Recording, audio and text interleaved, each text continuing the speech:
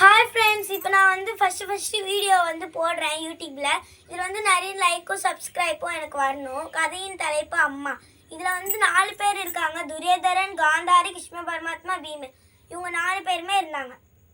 அப்போ வந்து கிருஷ்ண பரமாத்மா வந்து துரியோதரனோட அட்டுலியை வந்து தாங்காமல் அவனை வந்து போரில் வந்து கொன்னுடலாம் அப்படின்னு முடிவெடுத்துட்டாங்க.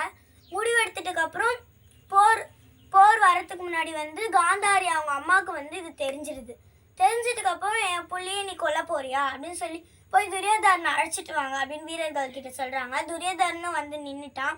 அப்போ வந்து காந்தாரி அவங்க சொல்கிறாங்க, எனக்கு 99 குழந்தை பிறந்து இறந்துடுச்சு, நீ தான் எனக்கு வந்து இருக்க குழந்தை அப்படின்னு சொன்னாங்க. நான் வந்து உன்னை பெற்றெடுக்கும் போது எப்படி பார்த்தோன்னா பிறந்த மேனியோடு நீ வந்து குளத்துல குளிச்சுட்டு என் முன்னாடி வந்து நில்லு அப்படின்னு சொன்னாங்க. அதேமாரி குளத்துல குளிச்சுட்டு துணியெல்லாம் அங்கேயே விட்டுட்டு வந்து கொண்டு இருக்கும் பொழுது கிருஷ்ண பரமாத்மா வந்து முன்னாடி வந்து நின்னாங்களாம்.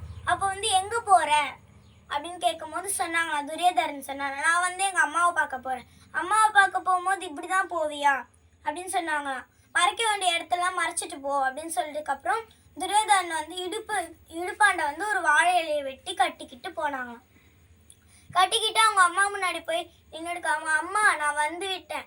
அவங்க கண்ணில் வந்து நிறைய சக்தி இருந்தது. அந்த கண்ணில் இருக்க சக்திலாம் அவங்க உடம்புக்குள்ளே வந்து படுற மாரி அவங்க வந்து ரொம்ப நாள் கண்ணும் வந்து மூடி இருந்தாங்க. அப்போ வந்து திறந்து தலையிலேருந்து கால் வரைக்கும் பார்க்கும் போது அவங்க கண்ணுக்குள்ளே இருக்க எல்லா சக்தியும் அந்த உடம்புக்குள்ளே போகும்போது கடவுளே நினச்சாலும் அழிக்க முடியாத சக்தி வந்து அந்த உடம்புக்குள்ளே போச்சான்.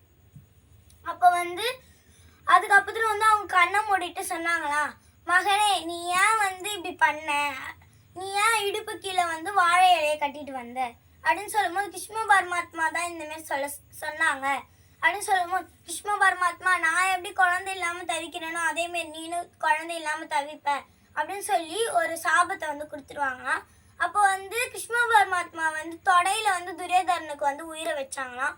உயிரை வச்சதுக்கப்புறம் பீமன் வந்து தொடையில அடித்து போரில் வந்து துரியோதரனை வந்து கொண்டுட்டாங்களாம். இதுலேருந்து என்ன தெரியுதுன்னா நம்ம அம்மா பேச்சு வந்து எப்பவுமே கேட்கணும்.